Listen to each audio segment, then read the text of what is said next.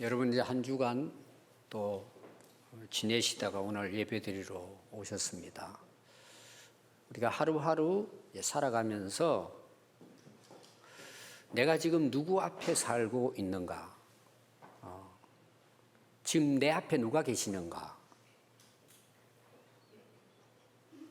거기에 따라서 이제 우리의 생각도 달라지고 마음가짐도 달라지고 말투도 달라지고 태도와 행동이 달라집니다. 어떻게 보면 내 앞에 있는 분이 누구냐에 따라서 내 인생도 결정된다 이렇게 볼 수 있습니다. 특히 이제 우리가 오늘 예배드리러 하나님 앞에 나왔습니다. 내가 누구 앞에서 예배를 드리고 있는가? 그것은 우리 신앙생활을 좌우합니다.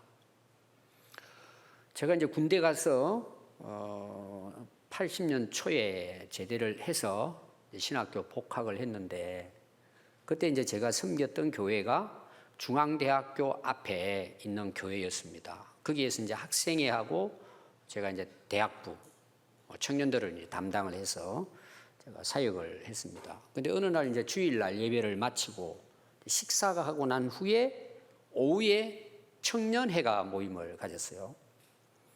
보통 때면 그냥 청년들이 예배 마치고 식사하고 교회에서 이야기도 하고 하는데 그날은 청년들이 안 보이는 거예요. 그게 어디를 갔나? 그래서 제가 청년들이 자주 가는 다방이 있어요. 그 중앙대 앞에 보면 지하 다방이 그때는 이제 거의 다 있었습니다. 그래서 잘 가는 이제 다방에 제가 이제 찾으러 갔어요. 그러고는 이제 계단을 지하로 이제 들어가는데 이제 들어가면 저 안에가 다 보이잖아요. 저 뒤쪽에 우리 청년들이 다 모여 앉아서 있는데 제가 충격을 받은 거예요. 다 맥주 한 잔씩 하면서 그러고 담배를 피우고 있는 거예요. 물론 뭐 다 그러진 않았을 거예요, 거기. 제가 볼 때는 한 반 이상은 될 것 같아요. 애들이 이제 제가 내려가니까 누가 봤는지, 그래서 뭐 전도사님 온다 이렇게 하지 않았겠어요? 막 맥주병에다가 잔에다가 다 숨기고 또 어떤 애들은 막 손으로 부채질하면서 연기 날아가라 그러고 제가 그거 다 봤잖아요. 그러나 애들이 또 미안해 할까봐 제가 모르는 척하고 한쪽으로 돌면서 이렇게 그냥 찾는 것처럼 해가지고 이제 갔어요. 그리고 이제 돌아왔습니다. 그 예배 다 마치고 제가 그때 거기 참여한 그 청년들, 그 앉아있는 청년들 대부분 이제 청년의 임원들이고 찬양대원들이고 주일학교 교사도 있어요. 그때는 청년들이 열심히 봉사를 했으니까. 회장도 거기에 이제 포함이 돼 있고. 그래서 제가 회장한테 전화를 했어요. 내가 봤다, 사실은. 너희들이 좀 불편해 할까봐 모른 척 했는데, 나 좀 만나자. 불러가지고 이제 이야기를 쭉 했습니다. 뭔 제가 질문했냐 그러면, 너 언제부터 술 마시고 담배 피웠냐? 물어봤어요. 그랬더니 고등학교 1학년 때부터래요. 제가 또 이제 그 충격이잖아요. 그러면서 이제 반응이 뭐냐 하면, 그게 어떻다는 거냐는 거죠. 자기는 아무렇지도 않대요. 만약 제가 그때 그들을 찾으러 가서 그런 걸 몰랐다면 저는 모르고 있었겠죠. 그리고 그들은 뭐예요? 그렇게 또 뭐 밥 먹고 가서 한잔하고 담배 피우고 와서 예배 드리고 그냥 아무렇지 않게 그렇게 예배를 드렸겠죠. 그래 이제 나중에 가서 이제 생각해 보니까 이 애들이 이제 그렇게 하고 오니까 그 예배 시간이 되면 무슨 냄새가 많이 났을까요? 치약 냄새가 많이 난 거예요. 되게 이제 식사하고 나면 양치질을 하잖아요. 저는 그런 걸로 알았는데 이 애들은 한 대 피우고 와서 열심히 이제 닦아가지고 올라온 거죠. 한 2년을 제가 이제 거기서 그 대학생들을 가르쳤습니다. 그러고는 이제 제가 가서 한 것이 이제 철야 기도를 했어요. 그때는 철야 기도를 많이 했습니다. 물론 뭐 다 나오는 건 아닌데 한 10시부터 해가지고 새벽 기도까지 금요일마다 한 병이 나오기도 하고 그래서 제가 한 거예요. 청년회를 위해서.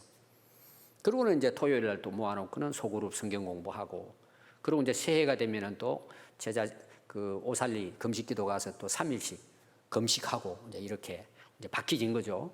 그 애들이 변화가 된 거예요. 지금 다 중년이 됐습니다. 50대 후반. 열심히 교회에서 봉사하고 또 직분도 가지고 지금 그 본교회에서 거의 뭐 정말 기둥처럼 일하는 그런 일꾼들이 됐습니다.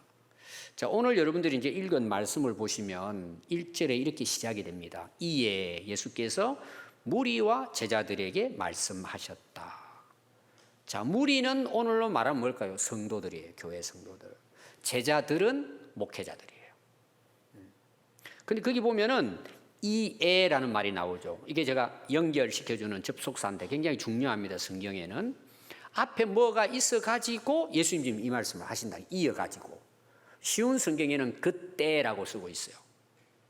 그러면 그 때는 언제를 가리키느냐? 22장에 나오는 말씀을 하시고 난 그때에 예수님이 제자들을 불러놓고 그 무리들과 함께 있는 그들에게 오늘 23장의 말씀을 가르쳤다. 이런 내용입니다. 그럼 22장에 대한 내용이 뭘까? 제가 1절부터 간단하게만 여러분들에게 설명을 하겠습니다. 22장 여러분 1절을 펴서 보시면은 예수님 비유가 나옵니다. 대부분 예수님의 비유는 이제 천국에 대한 비유죠. 그래서 이제 임금이 아들을 위해서 결혼 잔치를 벌린 거예요. 임금이 이제 궁궐에서 아들 결혼식을 하니까 아주 이름 있는 사람들 초청장을 보냈겠죠. 근데 안 오는 거예요. 바쁘다고. 아니 지금 잔치상은 다 차려져 있는데 이 임금의 입장에서는 참 체면이 말이 아니잖아요. 그래서 그냥 가서 아무나 이게 초청해서 돌아왔는데 많은 사람들이 들어온 거예요. 근데 마지막 이 비유의 결론이 뭐냐? 청함은 많이 받지만 정말 천국에 들어갈 택함 받은 사람들은 적다는 내용이에요. 그게 이제 그 21장 1절부터 14절의 내용입니다. 그 다음에 이제 15절에 보면 이 비유를 한 이후에 반응이 나와요. 이에 또 그렇게 나옵니다. 그럼 이 비유를 누가 들었느냐 하면은 바리새인, 사두개인, 유대인들이 들은 거예요. 많은 사람들에게 이 비유를 하는데 그들이 이제 찾아와 가지고 예수님을 올무에 빠뜨려서 시험에 들게 해서 넘어뜨리고 죽이려고 하는 거예요. 이들은 그걸 가지고 이제 상의를 하는 것입니다. 그래서 뭘 질문하느냐 하면은 이제 그 올무를 올리고 질문을 하는 거죠. 그때 당시 로마가 이제 유대인을 다스렸기 때문에 그들이 자기들을 지배하는 그 나라에 세금을 내는 거예요. 얼마나 억울하겠어요. 그러니까 예수님도 유대인이잖아요. 우리가 황제에게 로마 정부에 우리가 세금을 내야 되냐는 거예요. 그 참 예수님도 유대인이고 그리고 예수님도 뭐예요? 지금 로마 식민지하에 있단 말이에요. 그러니까 예수님을 어렵게 만들려고 이런 이제 어려운 질문을 한 거죠. 그래서 예수님이 그들의 마음속에 이 악한 생각을 가지고 실제로는 세금과 상관없는데 예수님을 괴롭히려고 넘어뜨리려고 죽이려고 질문을 하니까 이들의 악한 것을 보시고 예수님이 이러시되 외식하는 자들아 어찌하여 나를 시험하느냐. 그리고 예수님이 거기에 대해서 답변을 합니다. 그래 그러면 가이사의 것은 가이사에게 바치면 되고 하나님께 바칠 것은 하나님께 바치면 된다 하니 그들이 할 말이 없는 거예요. 예수님 잘 피해 나간 거죠. 또 23절부터 보면은 사두개인들이 나옵니다. 특별히 이제 유대인 그 안에는 파가 몇 개 있어요. 그 중에 이제 중요한 것이 바리새인이고 두 번째가 사두개인입니다. 이들은 주로 이제 정치권에 있는 사람들이에요. 이들은 부활을 안 믿어요. 이 세상만 살다 가면 끝난다 이렇게 이제 본 사람들이에요. 그래서 부활에 대한 것을 또 이제 올무를 걸려고. 그래서 이제 모세의 그 옛날 율법에 보면은 그 가정에 결혼을 하는데 아내가 들어오잖아요. 그 부인이 들어오잖아요. 근데 큰아들이 죽으면 둘째가 또 씨를 받아야 되니까. 근데 갑자기 또 죽었다는 거야. 이 말이 안 되는 건데 그들이 다 죽었는데 부활해가지고 하늘나라 가면은 누구의 아내가 되겠냐는 거죠. 이런 그 요상한 이제 질문을 하게 된 것입니다.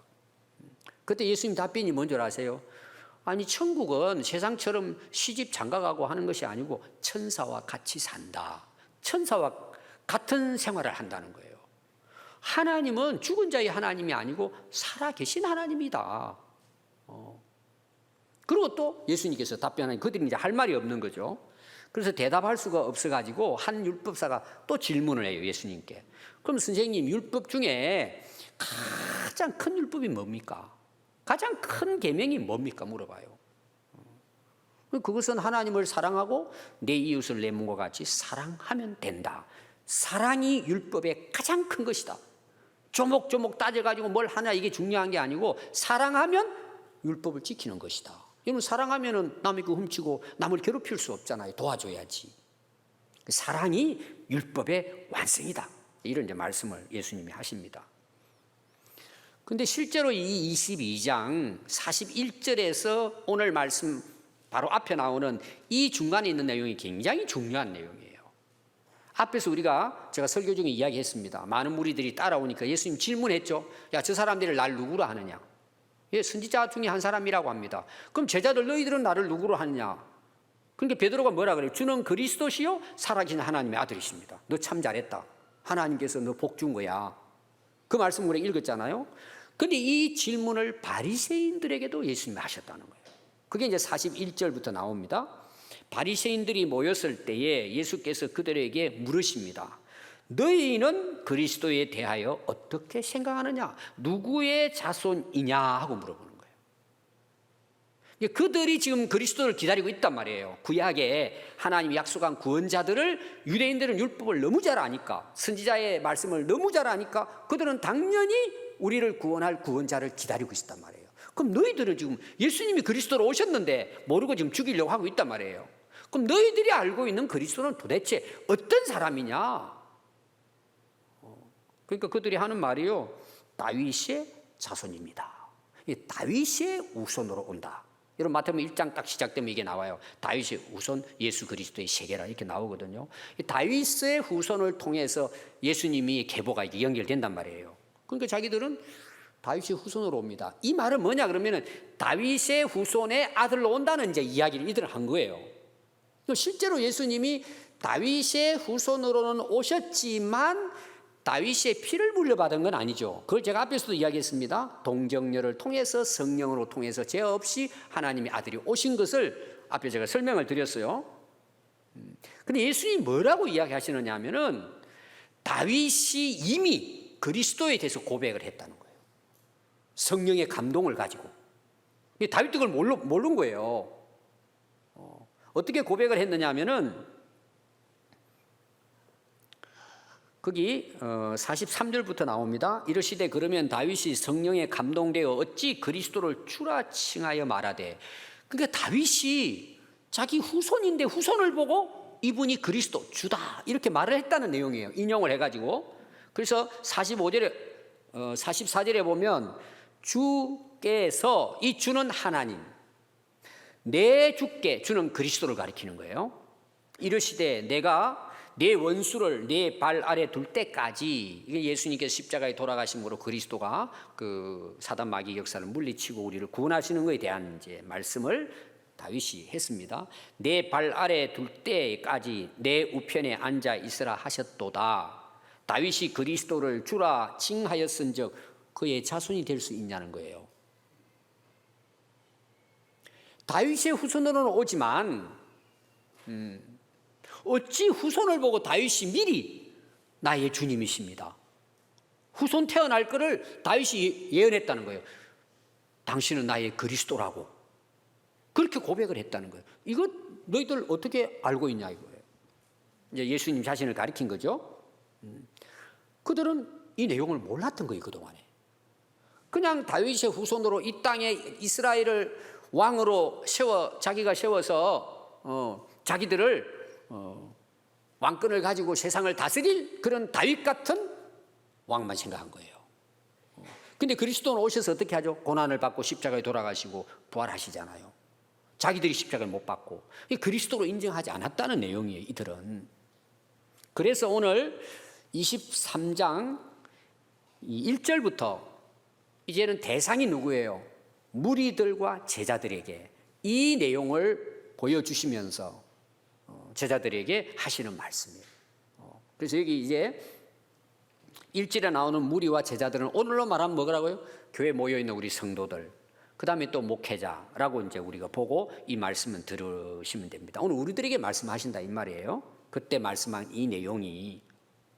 그럼 예수님이 하신 말씀이 뭐냐? 2절부터 이제 시작이 됩니다. 앞에 나오는 내용을 이어가지고 서기관들과 바리새인들이 모세의 자리에 앉아 있다 그랬어요. 여기 모세의 자리는 뭘까요?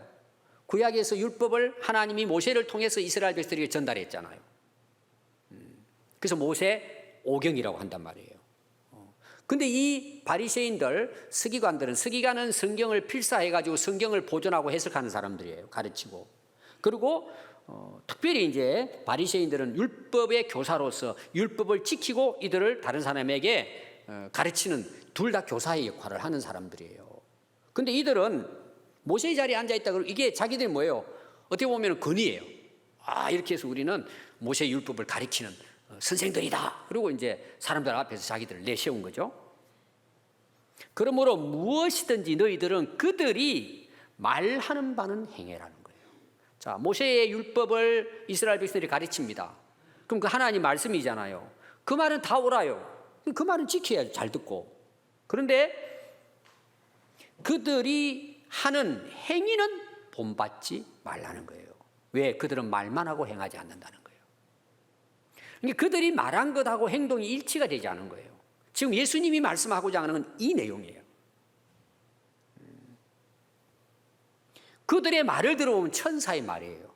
다 옳아요. 다 좋아요. 그런데 자기들은 안 지키는 거예요. 이거 왜 그렇게 했을 것 같아요? 선생들이에요.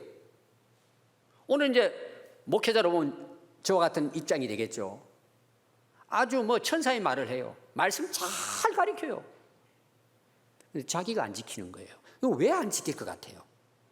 왜 이들이 선생들이고 성경의 박사들이고 그래서 모세처럼 잘 가르치는데 왜 예수님은 이들은 말만 하고 행하지 않는다라고 했을까요? 왜 그들은 행하지 않았을까요? 그렇게 성경을 잘 아는데. 여러분, 우리가 성경 말씀은 누구의 말씀이에요? 하나님 말씀이잖아요. 그럼 우리가 성경 말씀을 지키려면 중요한 게 아는 것보다 더 중요한 게 하나 있어요.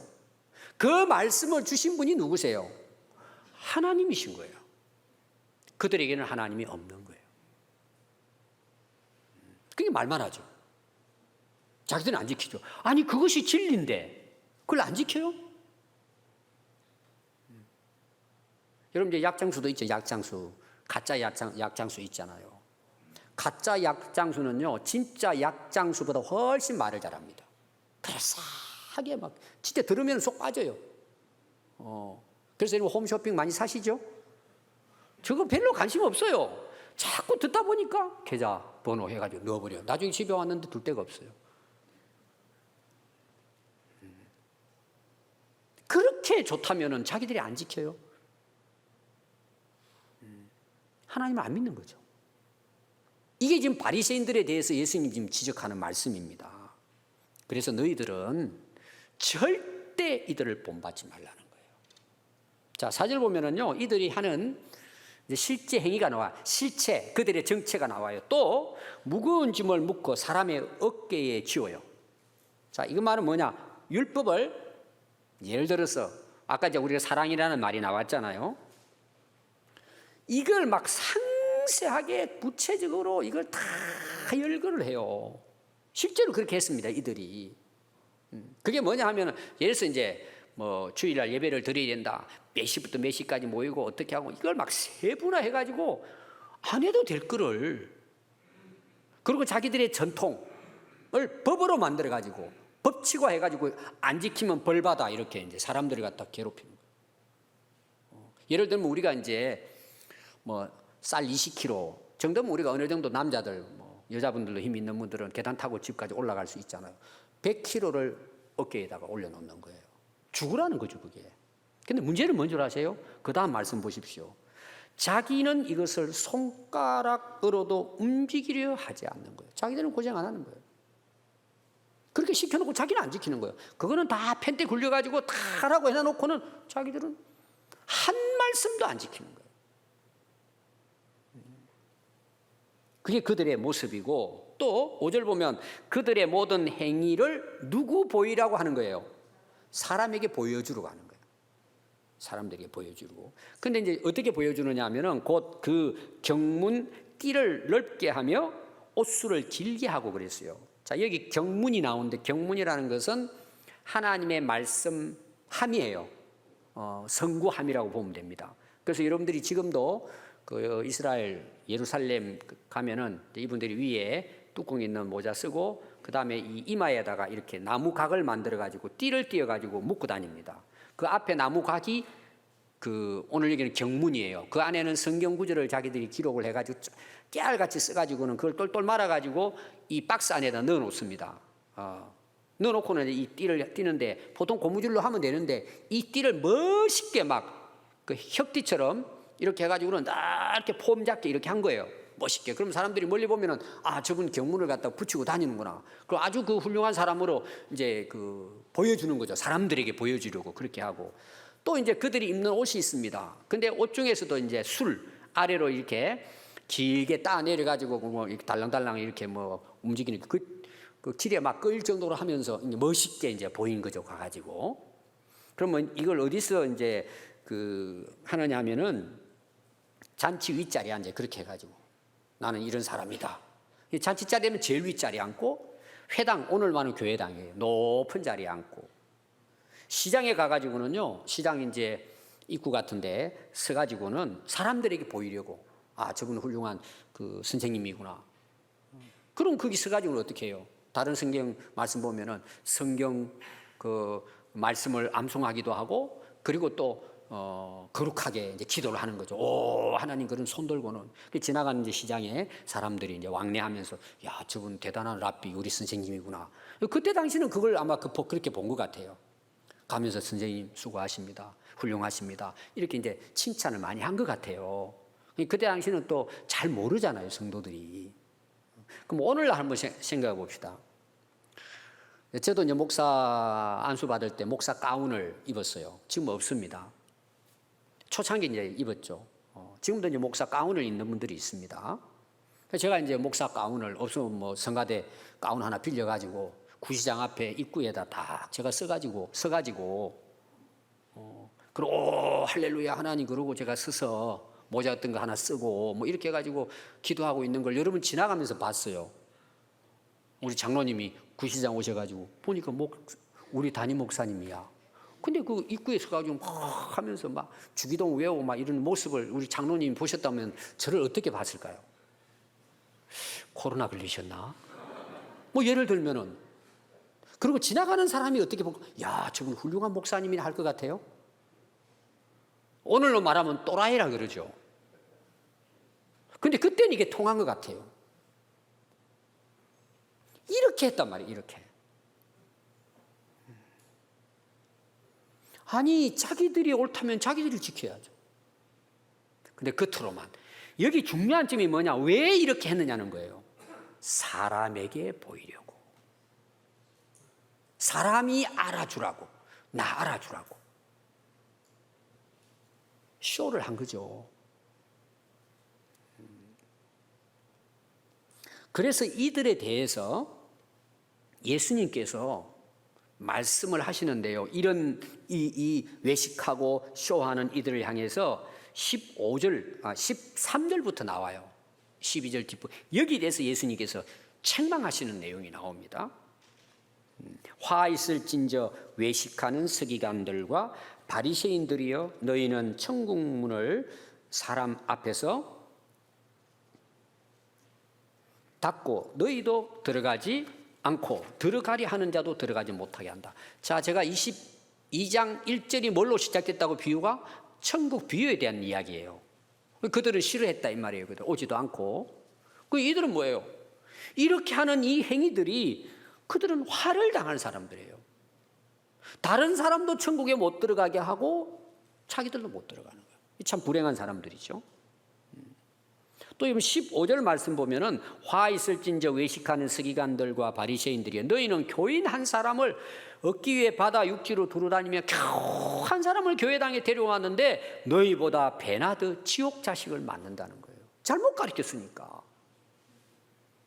또 16절로 또 보면은 화 있을진저 눈먼 인도자요. 오늘 계속해서 나오는 게 이들은 맹인들이요 눈먼 바리새인들이요. 계속 눈이 멀었다고 이야기하는 거예요. 여러분 무슨 눈이 멀었을까요? 자, 그들은 지금 누구를 보고 이렇게 그 외식을 한다고 쇼를 했다고요? 사람들 보라고 나 봐달라고 이렇게. 근데 예수님은 그들을 눈먼 지도자들이라는 거예요. 맹인들이라는 거예요. 아니 지금 눈 뜨고 다 보고 있는데 그럼 왜 그들은 눈먼 인도자고 그들은 맹인들이었을까요? 자기를 보고 계시는 하나님은 못 본 거예요. 그러니까 뭐요? 사람들 보는데 관심 있는 거예요. 사람들 앞에 내가 높아지고 사람들 앞에 칭찬받고 존경받고 인정받고 높아지려고 하는 거죠. 그래서 16절부터 나오는 22절까지는 이들이 성전에 가서 예배를 드립니다. 하나님 믿는다고 하면서도 눈은 멀어 가지고는 하나님은 관심도 없죠. 그래서 이제 성도들이 와가지고 이제 오늘로 말하면 이제 기도하고 맹세하는 거죠. 성전을 향해서 맹세하는 것은 이들이 그는 뭐 지키든 말라 알아서 해. 근데 이제 우리 한국으로 치면은 서원기도 이런 거 있잖아요. 뭘 목표를 세워놓고 뭐 헌금을 하면서 하나님 이거 꼭 해주세요. 뭐 이런 거 있잖아요. 저는 그거 뭐 별로 좋아하지도 않지만 이제 이들이 그렇게 이제 성도들이 와서 예를 들면 내 사업이 이거 하는데 잘 되면 제가 얼마 하나님께 뭐 바치겠습니다 하고 금으로 맹세를 했단 말이에요. 성전으로 한 거는 안 지켜도 돼. 돈으로 한 거는 돈 내라는 거야. 여기에 대해서 예수님이 하신 말씀이 뭔 줄 아세요? 성전에서 맹세하고 기도한 건 누구 앞에 하는 거예요? 하나님 보좌를 향해 하늘에 계신 하나님께 하는 거예요. 그걸 지키는 게 중요하지. 자기들 수입 들어오는 헌금하는 거에 관심이 있단 말이에요. 오늘 한국교회 문제가 이런 문제들이에요. 그 한 영혼이 하나님 앞에서 하나님 말씀을 하나님을 경배하고 예배드리게 하는 것이 중요한데 사람을 사람으로 봐야 되는데 영혼을 봐야 되는데 이들은 눈이 멀어버린 거예요. 돈만 보이는 거예요. 한마디로 말하면 사람만 보이는 거예요. 그러니까 화가 있다고 예수님이 하신 말씀입니다. 그리고 23절부터 나오는 말씀은 화 있을진저 외식하는 서기관 바리새인들이여 너희는 박하 회양 근처의 11조는 들이되 율법에 더 중요한 정의와 긍휼과 믿음은 버렸도다. 이게 무슨 이야기냐 하면요. 이 바리새인들과 서기관들을 사람에게 보여야 되잖아요. 이제 옛날로 칩시다. 지금 2000년 전이니까 저도 농촌 목회할 때에 그 할머니들이 아침에 호박도 따오고 가지도 따오고 오이도 따오고 그래요. 하나님께 먼저 바친다 이거예요. 이들은 이런 것은 했어요. 보이잖아요. 호박 떨고 막 이렇게 하면은 나는 11조 한다.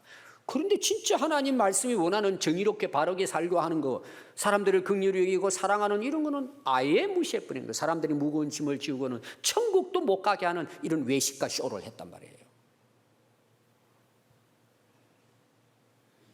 그리고 25절부터 보면 화 있을진저 외식하는 서기관들과 바리새인들이요 너희들을 보니까 잔과 대접의 것 있죠. 그때 당시는 뭐 노쇠라든지 이런 거잖아요.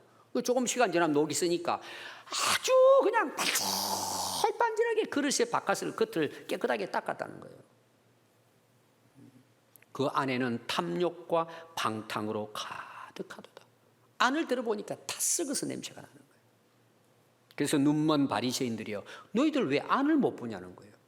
이 안은 뭘 이야기하죠? 오늘 우리에게는 왜 너희 마음을 못 보냐는 거예요. 왜 너 영혼을 못 보냐는 거예요. 하나님은 너희들의 마음 중심을 보고 있는데 왜 너희들은 사람 보라고 겉만 삐까삐까하게 닦아놓고 다니냐 이 말이에요. 속은 다 썩어서 냄새가 나는데 먼저 안을 깨끗이 하라. 그래야 하면 겉도 깨끗하게 될 것이다. 참 사람들이 어리석죠. 겉은 다 아름답게 꾸며요. 왜 꾸며요 여러분? 사람 보라고. 어떤 면에서는 봐달라고.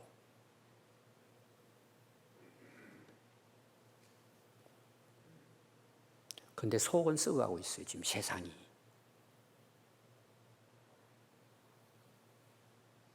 그래서 27절 보면요 화 있을진저 외식하는 서기관들과 바리새인들이여 회칠한 무덤이다 너희들은. 자 무덤은 뭐예요? 안에 송장이 들어있잖아요. 근데 겉을 비유입니다. 물론 또 해치를 한 데가 있대요. 왜냐하면 사람들이 지나가면서 무덤인 줄 모르고 뭐 짐승을 뭐 먹이고 그러니까 이제 돌이라든지 하얗게 해치를 했대요. 근데 이제 그걸 비유로 한 거죠. 무덤에 다 안에 썩은 냄새 나는데 너희들은 겉만 화려하게 아주 진짜 천사처럼 꾸미고 다녔다는 거죠. 근데 이런 무덤에 그렇게 칠한다고 무덤이 천국이 되는 건 아니잖아요. 그래서 겉으로는 아름답게 보이나 그 안은 죽은 사람의 뼈와 더러운 것들로 가득하다. 너희들의 모습이다 이거예요. 바리새인들을 향해 가지고. 그리고 33절에 보면 뱀들아 독사의 새끼들아 너희가 어떻게 지옥의 판결을 피하겠느냐. 천사의 말을 하면은요, 들어보면은 전부 천국에 1등 갈 사람들이야. 근데 예수님의 결론은 뭐예요? 너희들은 독사의 새끼들이야. 너희들은 지옥의 판결을 절대 벗어날 수 없다 하고 예수님이 그들에게 책망을 한 거죠. 이어서 여러분들이 거기 23장 이제 28절을 보시면은요, 이렇게 이제 예수님께서 말씀하십니다. 오늘 꼭 여러분 한번 찾아보십시오. 28절입니다. 이와 같이 너희도, 자, 너희는 누굴 가리킬까요? 무리와 제자들이에요. 이와 같이 너희도 겉으로는 사람에게 옳게 보이되 안으로는 외식과 불법이 가득하다. 너희들도 제자들에게, 예수님, 너희들도 마찬가지라는 내용이에요. 자, 8절 한번 보십시오, 여러분.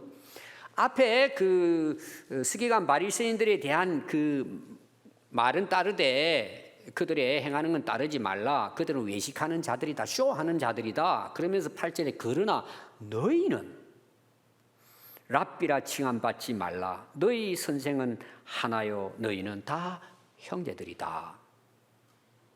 지금 예수님이 하시는 말씀의 대상은 무리들과 제자들이에요. 오늘 말하면 성도들과 우리 목회자들이에요. 근데 바리새인들을 예로 들어가지고 너희들도 똑같다는 이야기예요, 지금.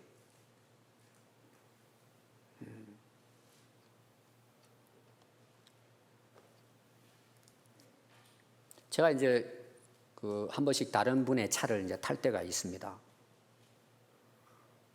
타면은 어떤 분은 아예 그냥 미리 신고를 합니다. 목사님 안에 청소를 안 해가지고요. 참 그래요. 그러고 막 야단치는 사람이 있어요. 제가 딱 문을 열면은요, 겉보기하고 달라요. 엉망이 안에가. 나중에 타고 나왔는데요, 껍데기는 왁스칠을 얼마나 했는지 빛나요, 빛나. 이게 오늘 우리 인간의 모습이에요. 그렇다고 내가 높아질까요? 이게 지금 우리 세상 문화예요. 외모 지상주의예요. 여러분, 옷 입는 거 중요해요. 근데 옷을 화려하게 빛깔하게 입고 다닌다고 내가 바뀔까요? 하나님 기뻐하실까요? 야, 너 옷 잘 입었네. 그리고 여러분들 칭찬하는 거 조심해서 들으세요. 목사님 옷 멋있네요. 저주예요. 그럼 뭐 말해요? 목사님은 별거 아니에요, 이 뜻이에요. 근데 사람들은 뭐예요? 옷 이쁘다면 내가 이쁜 줄 알아. 집사님 참 얼굴 젊으시네요. 너무 좋아해. 그거 속으면 안 돼요. 그러니까 사람들이 어때요? 옷 멋있게 입으려고 그러고 얼굴 막, 여러분 얼굴을 가꾸지 말라는 뜻이 아니에요. 오버하는 걸 이야기하는 거예요. 다른 사람이 보이려고 막 옷도. 그냥 뭐 여러분들이 제가 항상 중고 이야기하면 지금도 그렇게 살아요. 저는 아무렇지 않아요. 근데 너무 사람들이 그게 신경을 쓰는 거야. 여러분 그것 때문에 인생이 바뀌고 자기가 바뀌질까요? 속고 사는 거예요. 여러분 사람들이 오늘부터 옷 멋있습니다 그러면 속으로 나는 뭐라는 거야? 속으로 생각해요. 뭐 참 멋있네요 그러면은 내가 멋있어야지. 자, 그렇다고 해서 옷 뭐 함부로 입고 다니 이런 차원이 아닙니다. 우리가 속을 보자는 거지. 나를 바라보시는 주님을 보자는 거지. 하나님이 나를 뭘 보고 계시는지를 보자는 거지. 내가 지금 하나님 앞에 살고 있다는 걸 보자는 거지. 사람들에게 보이려고 살 것이 아니라 지금 내 속마음까지 감찰하시는 그분을 보고 살자는 거지.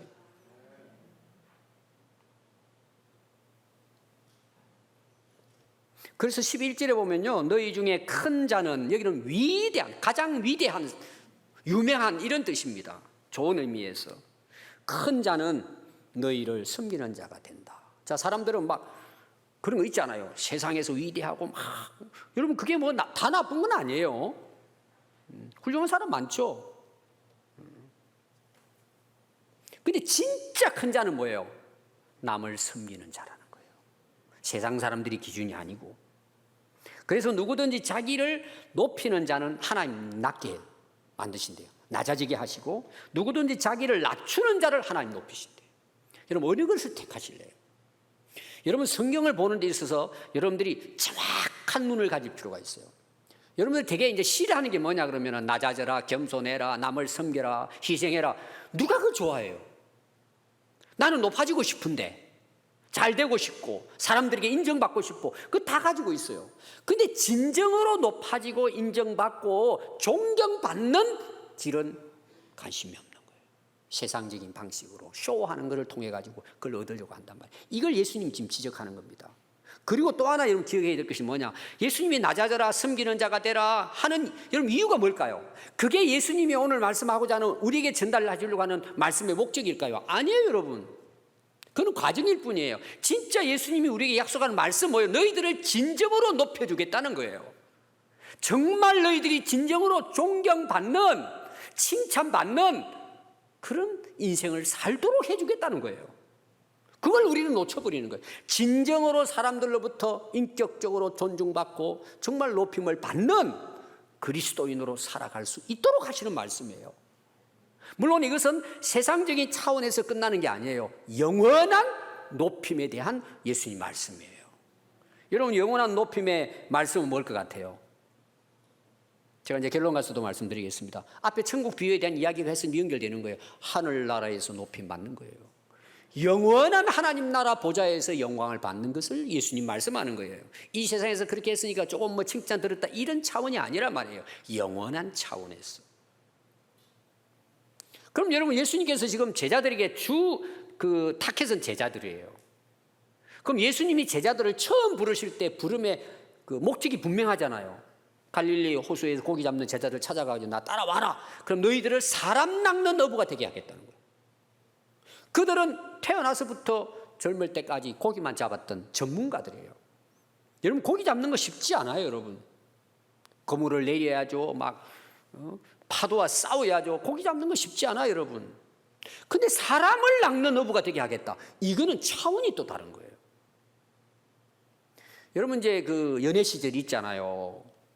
한 사람의 마음을 내가 사로잡을 수 있다는 거 한 사람 잡기도 어려워요, 여러분. 그 사람 말에 쇼에 빠져가지고 뭐 사귀고 결혼한 사람도 있잖아요. 살아보니까 아니다 이런 사람 많잖아요. 근데 진짜 살아가면서도 그 배우자의 마음을 내가 얻을 수 있다는 거, 한 사람의 마음을 얻을 수 있다는 것도 굉장히 어려운 거예요. 그래서 그 한 사람을 낳아야 돼. 사람 낚는 어부라는 것은 죽음과 사명에 헤매고 있는 그 영혼을 살려내는 어부가 되게 해주겠다는 거예요. 이거는 뭐 차원이 뭐 고기 잡는 거하고 상상이 안 되죠.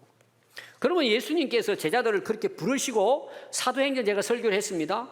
그 사람이 되도록 훈련하는 기간이 지금인 거예요. 이 과정입니다. 지금 3년 동안 훈련을 하시는데 그 훈련이 뭐예요? 예수님 중간에 말씀을 하십니다. 제가 지난주도 제자들이 막 예수님 부인하고 이런 이제 다 도망가 버리고 이런 일이 있었잖아요. 너희들 진짜 나를 따라오려거든 자기를 부인하고 자기 십자가 지고 나를 따르라 그래요. 예수님의 훈련의 방식이 뭐냐? 낮아지고 섬기고 자기를 부인하도록 훈련을 시키는 거예요. 왜? 사람 낚는 어부가 될 수 있도록 하기 위해서. 그래서 사람들이 훈련받으려고 하지 않잖아요. 세상적인 방식으로 그냥 사람들로부터 인정받고 이게 끝난단 말이에요. 그거는 다 헛수가 되는데, 헛수고가 되는데, 그 껍데기인데 결론적으로는 거기에 그냥 빠져 사는 거예요. 그런 제자들을 뭐예요? 너희들은 그들과 같이 되지 말고 섬기는 자가 되고 높아지려고 하지 말고 낮아지면 내가 너희들을 영원히 높여주겠다는 거예요. 그 훈련을 예수님은 제자들을 3년 동안 해가시는 거예요. 올여름에도 여러분 그 아버지와 두 아들이 익사한 사고가 있었어요. 강가에 수영하러 갔는데 둘째 아들이 물에 빠진 거예요. 그걸 보고 형이 들어갔습니다.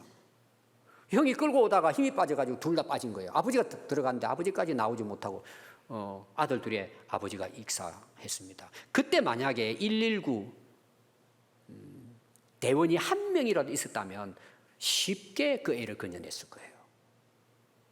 119 대원은 훈련된 사람이에요. 하나님은 제자들을 불러서 훈련시킨 것은 그 한 영혼 한 영혼을 살려내는 요원을 만들려고 한 거죠. 그게 사도행전 가서 나타나잖아요. 실제로 베드로가 한번 설교했더니 3,000명이 돌아오잖아요. 왜 그게 가능했을까요? 훈련됐단 말이에요. 자기를 부인하고 성령에 붙들려서 가니까 역사가 일어난 거예요.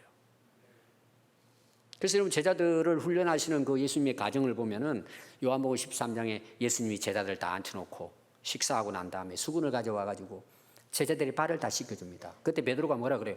아니 선생님, 우리가 발을 씻겨야지. 너가 발 안 씻으면 나하고 상관없다. 그러니까 얼마나 이 급한 사람, 목욕 좀 시켜주세요. 이렇게 하잖아요, 베드로가. 괜찮아.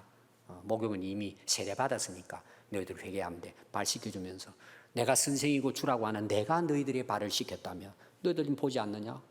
너희도 서로 발을 씻으라. 이게 옳은 것이다.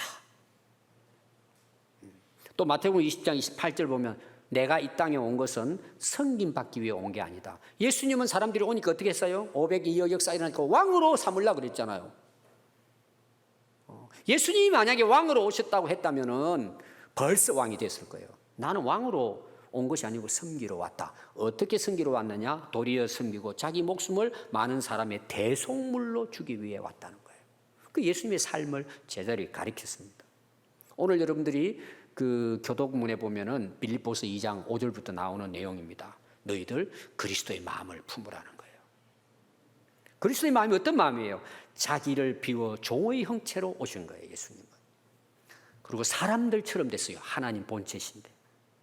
자기를 낮추시고 죽기까지 복종하시고 십자가에 돌아가셨습니다. 그런데 하나님께서 그를 지극히 높여 모든 사람 이름 위에 뛰어나게 해주셨습니다, 예수님. 하늘에 있는 자들과 땅에 있는 자들과 땅 아래에 있는 자들로 모든 무릎을 예수님 앞에 꿇게 하시겠다고 하셨습니다. 여러분, 암이 걸리면 수술을 해야 합니다. 그걸 견뎌내야 합니다. 왜? 살려야 되니까. 그래서 새로운 삶으로 복귀하게 되는 그 과정이 있습니다. 여러 가지 삶 속에서 우리가 고난의 길이 있습니다. 여러분, 농사를 지어보세요. 씨 뿌리고 가꾸고 땀 흘리고 희생해야 합니다. 눈물로 씨를 뿌리면 열매를 거둡니다. 눈물 없는 씨, 수고 없는 일 없이는 열매를 거둘 수 없습니다. 야고보서 1장 12절에 보면 시험을 참는 자는 복이 있나니 이는 시련을 견뎌낸 자가 주께서 자기를 사랑하는 자들에게 약속하신 생명의 면류관을 얻을 것이라는 거예요. 그럼 하나님께서 오늘 또 우리를 사랑하셔서 예수님을 보내주시고 예수님을 통해서 우리를 뭐예요? 훈련해 가시는 거예요. 우리가 믿고 구원받는 것만이 아니고 예수님을 본받고 살아감으로 우리가 하나님의 나라, 영혼 살리는 사람으로 하나님 지금도 훈련해 가세요. 그 훈련이 뭐라고요? 자기를 부인하고 자기를 낮추고 섬기는 자가 되게 할 때 하늘에서 영원한 영광의 자리에 앉게 하신다는 거예요. 하늘의 면류관을 바라보고 오늘도 여러분 이 땅에 주어진 이 삶을 그냥 사람에게 보이려고 내가 높아지려고 살려고 하지 말고 예수님을 본받고 나를 낮추고 하나님이 높이 올려서 하나님이 우리를 사용하시는 그런 인생이 될 수 있기를 바랍니다. 기도하겠습니다.